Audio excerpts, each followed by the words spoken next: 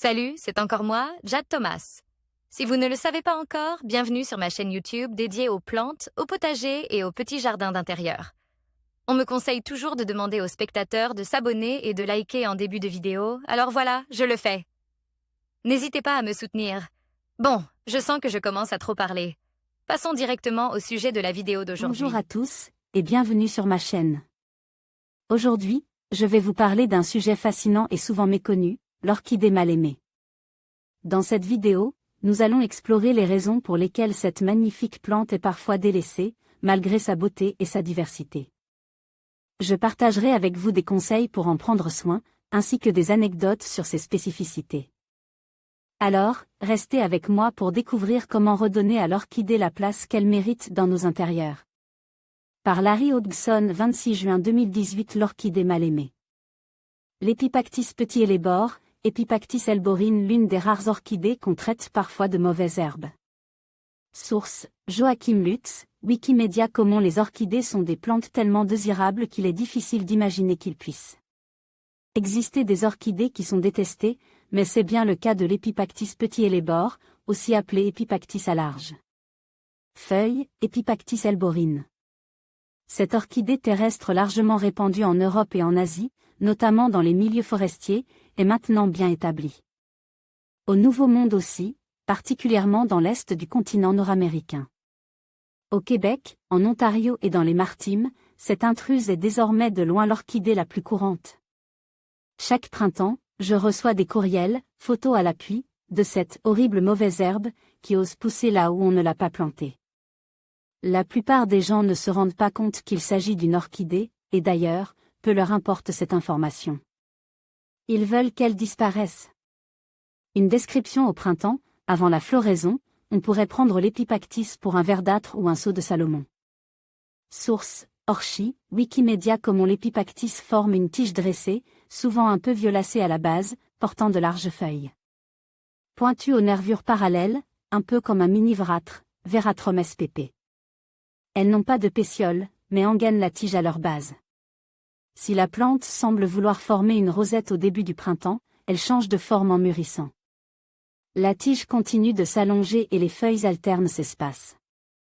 Au début de l'été, la tige florale, une par plante, se forme, un épi qui est arc à l'extrémité au début, mais qui se redresse bientôt. La plante au complet atteint alors de 30 à 80 cm de hauteur.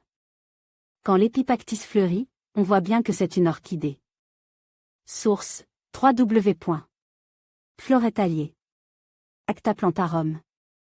Orgue. Au milieu de l'été, vers la mi-juillet au Québec, de petites fleurs verdâtres mauve à rosé, légèrement inclinées, s'épanouissent d'un seul côté de l'épi terminal. Si vous regardez attentivement, vous verrez clairement un labelle en forme de bol au centre de la fleur, preuve que c'est une orchidée. Les couleurs des fleurs sont variables.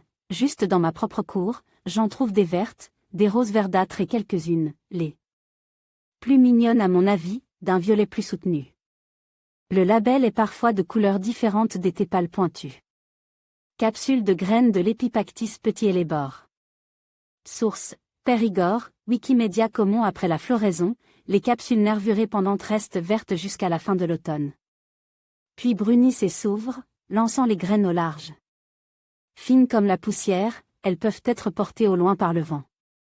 L'Epipactis ne semble nullement dérangée par les mauvaises conditions, on la voit surgir au pied des arbres à enracinement dessous. Rien d'autre ne pousse et même dans les fissures des trottoirs. La contrôler ou pas?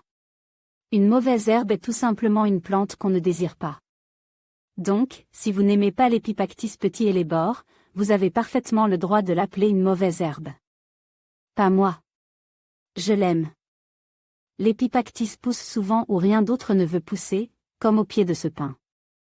Source: Therizanthe Lily. Phil. WordPress. Comme c'est vrai qu'elle n'est pas si saisissante, mais ses petites fleurs m'attirent néanmoins.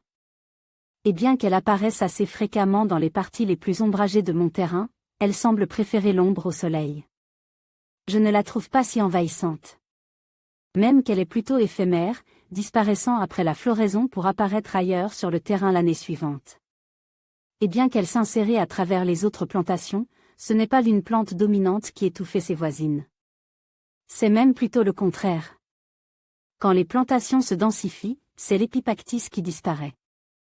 J'aime surtout sa capacité à pousser dans les endroits aux conditions misérables où peu de plantes réussissent. On me dit que l'épipactis est difficile à contrôler, mais je soupçonnais que le problème ne vient pas directement de la plante elle-même, mais de la méthode choisie pour la supprimer. En sarclant ou en arrachant les plantes à rhizomes traçants comme l'épipactis, vous remplirez le problème plutôt que de le régler. Source: www.picgif. Comme c'est qu'il n'est jamais une bonne idée d'essayer d'arracher les plantes aux rhizomes traçants, que ce soit le chien-dent, la prêle, l'herbe au goutteux, Aegopodium podagraria, ou l'épipactis. Plus vous tirez sur ces plantes, les arrachez, les sarclez et retournez le sol dans un vain effort de les détruire, plus elles drageonnent. Car ainsi vous coupez leurs rhizomes en petits morceaux, chacun desquels donnera une nouvelle plante. Si vous voulez vraiment vous débarrasser de l'épipactis, n'essayez pas de l'arracher, mais coupez-la plutôt au sol. En supprimant son feuillage, vous l'affaiblissez, car sans feuilles, elle ne peut plus faire de photosynthèse. D'accord, elle va essayer de repousser. Quand cela arrivera, coupez-la de nouveau. Et répétez l'opération à chaque fois qu'elle repoussera. Vous verrez bien qu'elle ne survivra pas longtemps à un tel traitement. Et elle disparaîtra sans produire de drageons. On me dit également de l'épipactis qu'elle est résistante aux herbicides, mais je ne peux ni le confirmer ni le contredire, car je n'utilise pas de tels produits. Dernier mot: épipactis petit et les bords, pourquoi ne pas apprendre à l'apprécier? Source: Wildadirondach. Org. Plutôt que de vous engager dans une lutte à mort avec l'épipactis, je vous suggère de reconsidérer la situation. Est-ce vraiment une mauvaise herbe ou n'est-elle pas tout simplement une plante fort intéressante que vous n'avez pas encore appris à apprécier? Je vous laisse y penser. Nos partenaires locaux. En conclusion, l'orchidée mal aimée nous rappelle que la beauté et la complexité de cette fleur méritent d'être reconnues et appréciées. Malgré les défis qu'elle peut poser aux jardiniers, son élégance et sa diversité en font un symbole de résilience et de passion. En prenant le temps de comprendre ses besoins et ses particularités, nous pouvons apprendre à l'aimer et à la chérir. Alors, n'hésitez pas à vous plonger dans l'univers fascinant des orchidées et à découvrir tout ce qu'elles ont à offrir. Merci de nous avoir suivis dans cette exploration.